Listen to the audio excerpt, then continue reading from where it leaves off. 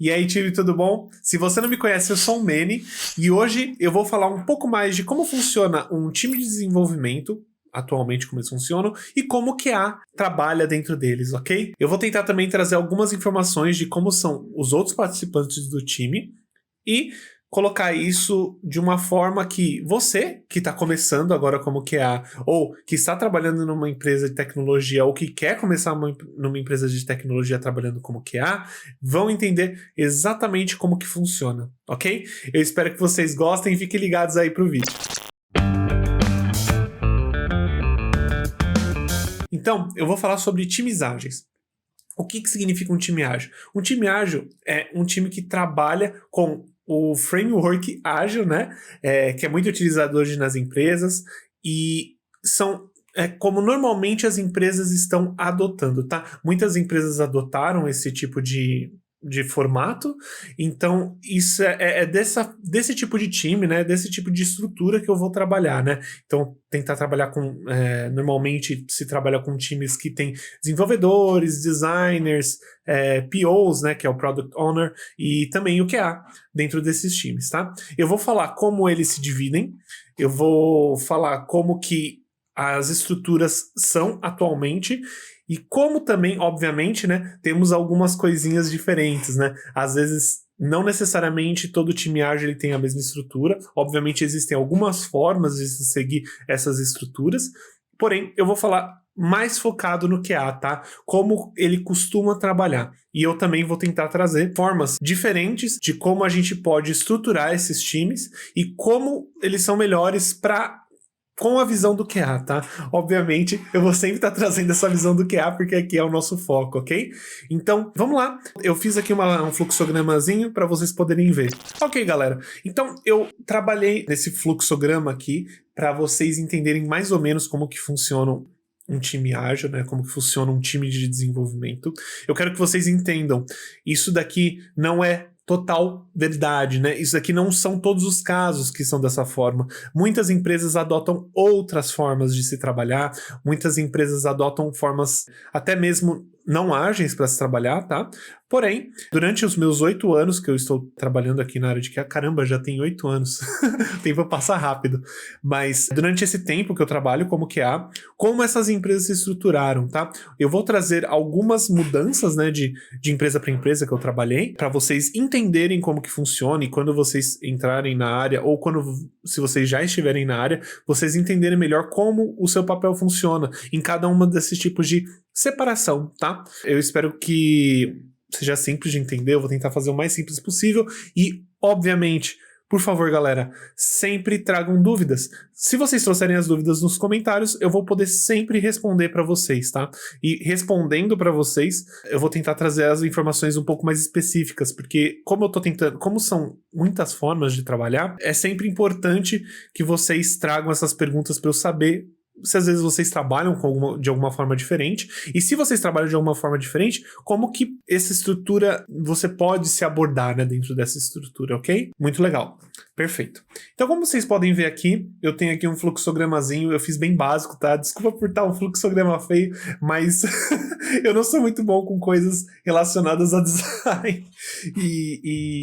Bem, eu só tentei deixar um pouco mais organizado para vocês conseguirem ver. Então, perfeito, galera. O que a gente pode ver aqui nesse fluxograma? A gente trabalha sempre normalmente sempre tem um gerente de desenvolvimento, tá? Pode acontecer da sua empresa ou da empresa que você vai entrar não necessariamente ter um gerente de desenvolvimento, às vezes pode ser o CTO diretamente, tá? Então esse cara aqui, ao invés de ser só o gerente de desenvolvimento, ele também pode ser o CTO. Ok? E isso não necessariamente faz alguma diferença, tá? Óbvio, isso é uma coisa um pouco mais high level, porém é mais como a pessoa que guia o time de desenvolvimento, né?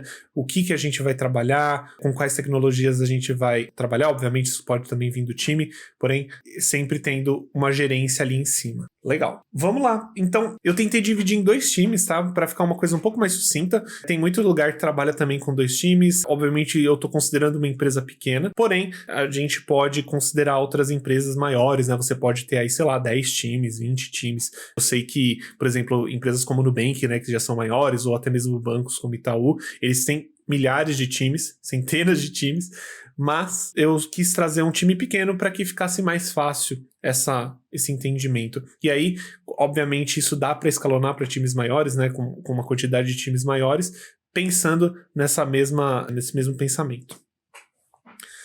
Legal. Então, como eu dividi? Cada time aqui, ele tem 4 desenvolvedores, né? Como você pode ver, o time A ele tem 4 desenvolvedores e o time B ele tem 4 desenvolvedores. Eu quero que você entenda que não necessariamente precisam ter 4 desenvolvedores e esses desenvolvedores Dev 1, eles não são o mesmo, tá? Eles são pessoas diferentes. Então aqui a gente pode falar que é o José e aqui pode falar que é o Leonardo, tá? Mas cada uma desses times tem 4 desenvolvedores. A gente pode, sei lá, dizer que são 2 desenvolvedores front-end e 2 desenvolvedores back-end para cada um dos times, tá? Dentro disso, a gente vai ter também um UX, ok? De novo, não necessariamente o UX ele vai estar no seu time, tá? Existem muitos casos que o UX ele pode ser compartilhado. Eu diria até que a maioria dos casos o UX ele é compartilhado, tá? Ele pode estar aqui, né? Compartilhado para os 2 times, ou até mesmo ele tá numa visão um pouco maior, né? Então, ter um UX aqui nessa parte, né? Que ele meio que toma conta de tudo e só ter esse UX para toda empresa, tá? Eu não considero isso como a melhor forma de trabalhar, a forma ideal, porque normalmente isso acaba gerando gargalos dentro do UX, né? Que ele precisa trazer o design das páginas e como que o front-end vai funcionar em si, como vai ser a experiência do usuário. Porém, muitas empresas trabalham dessa forma e é muito comum, tá? Eu vou até voltar aqui. E muitas funcionam, tá? Eu disse que talvez não seja a melhor forma de se trabalhar, mas muitas empresas trabalham assim e funcionam muito bem, tá?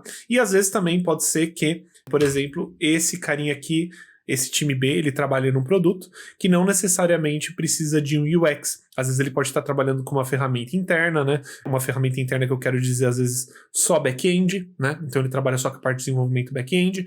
Ou também ele tem alguma ajuda, né, do UX, ele meio que divide o UX, porém o UX ele fica mais focado nesse outro time, porque esse outro time tem um produto, né, que vai para o cliente final necessariamente, não só uma ferramenta interna. Tá? Eu tô trazendo aqui ideias do que pode acontecer. Mas sempre legal ter um UX para cada time, para que aquele UX ele seja focado e obviamente ele vai ter que conversar com o outro UX para eles manterem o mesmo system design, essas coisas. Porém, isso pode acontecer dos 2 serem separados e eles trabalharem em projetos completamente diferentes. Ou o mesmo UX trabalhar em projetos completamente diferentes. Agora a gente tem o PO, o Product Owner, né? O que o Product Owner faz? Ele é basicamente a pessoa que traz os requisitos, o que a gente vai trabalhar para os próximos passos da aplicação, né? Quais são as novas features, o que a gente vai criar o que nós vamos desenvolver na próxima sprint, né? Como que a gente vai trabalhar. O que acontece? O PO, ele tem a mesma coisa que o UX, tá? É muito comum o PO ele estar trabalhando em 2 times diferentes ou mais, tá? Então ele traz os requisitos para o desenvolvimento da plataforma, né? O desenvolvimento do sistema, e ele necessariamente pode estar trabalhando para os 2, tá? Ele, da mesma forma que o UX ele pode estar do lado de fora, o PO também pode estar do lado de fora, tá? Às vezes também acontece de nós termos um PM, né? Deixa eu mudar aqui. Eu vou transformar isso aqui em um PM, que ele é o Product Manager. Às vezes ele tem ele pode ter essa visão um pouco mais abrangente do funcionamento, né? De como funciona a empresa, quais são os próximos passos. E o PO, ele pode estar respondendo ali para o PM, que é o Product Manager. Tá? Não necessariamente funciona dessa forma. Eles têm vários nomes, tá? Normalmente eles usam PO, mas também podem usar PM mesmo aqui dentro, né? Então, ao invés de ser PO aqui, ele pode ser o PM, né? Ao invés de ser chamado de PO, ele pode ser chamado de PM aqui.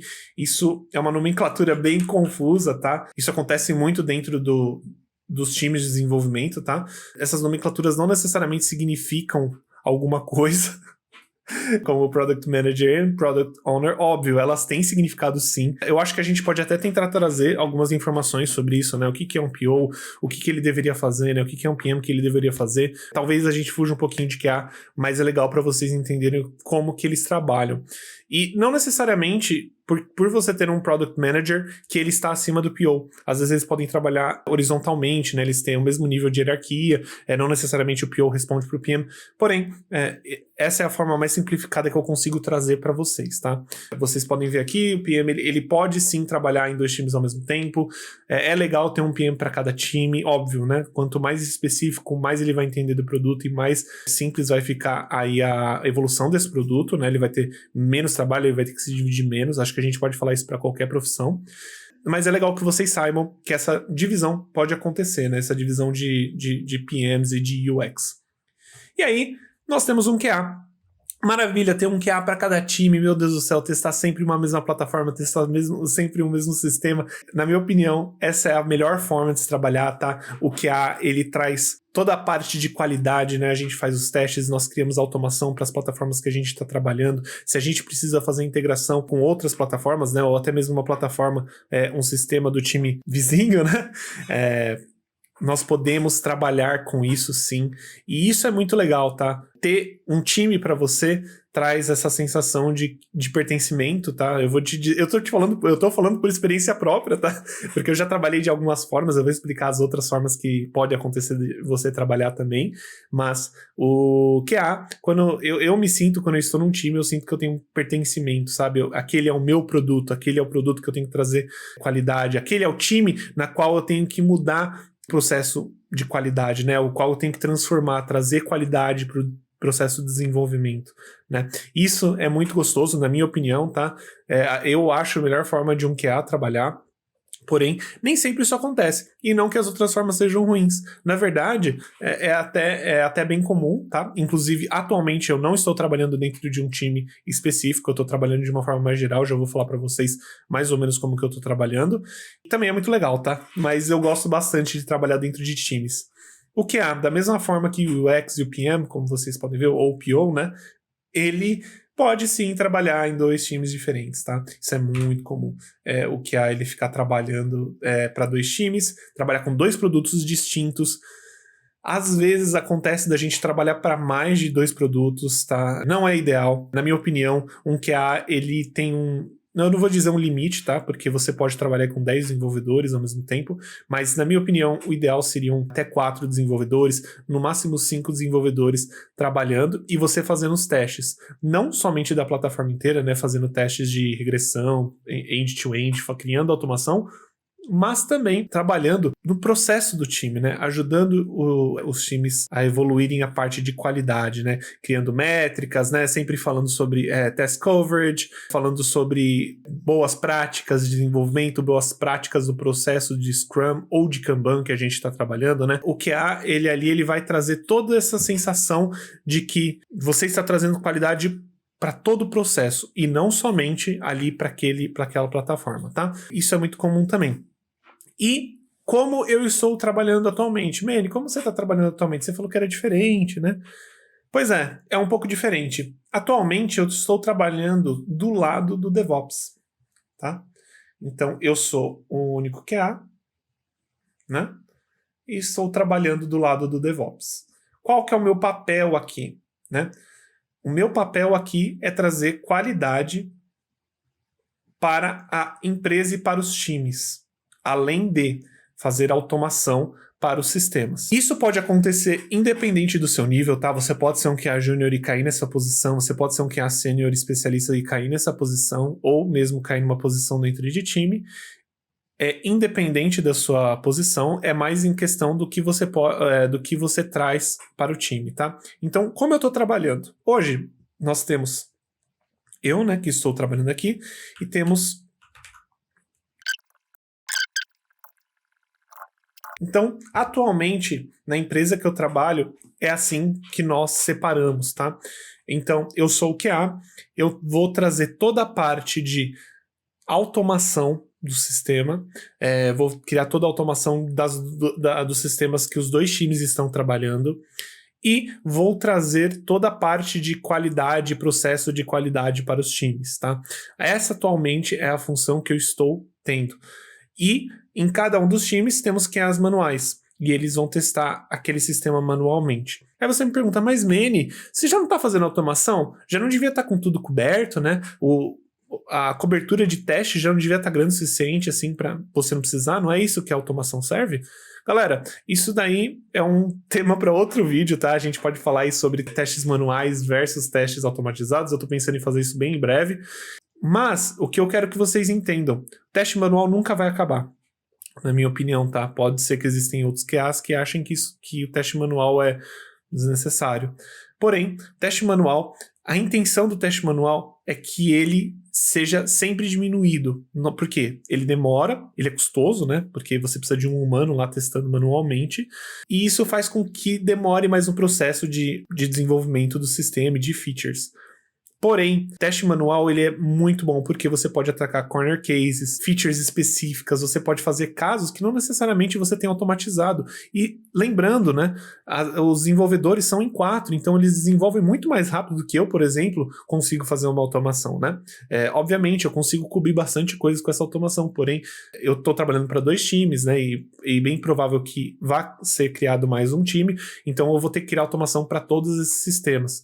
E os testes manuais, eles servem principalmente, né, no caso no momento atual que nós estamos na empresa, eles testam normalmente as features novas, features que ainda não foram automatizadas. Óbvio, eles também fazem regression tests, né, teste de regressão. Se vocês quiserem, eu posso trazer um vídeo só sobre teste de regressão, só sobre teste end-to-end, de integração, diferenças, mas continuando aqui, eles vão fazer todos os testes relacionados a features novas e, óbvio, eles também têm autonomia de rodar as automações que eu estou fazendo. Então, eles sabem que quando tem uma feature nova, eles vão poder rodar aquela automação que está testando o sistema inteiro. Atualmente, é assim que eu estou trabalhando. Eu trabalho basicamente do lado do DevOps, né?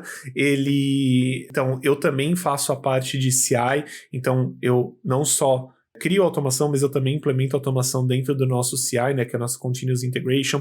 Ele roda ali nos nossos PRs antes de fazer qualquer aceite, né, ele tem que passar ali pelos testes automatizados que eu estou criando, e eu trabalho com isso atualmente na empresa que eu estou trabalhando, tá? Lembrando, eu já trabalhei de todas as outras formas que eu mencionei aqui, eu já trabalhei dentro de time, eu já trabalhei fazendo teste manual e automação para vários times ao mesmo tempo. Atualmente eu estou mais uma parte um pouco mais técnica e um pouco mais de processos, né?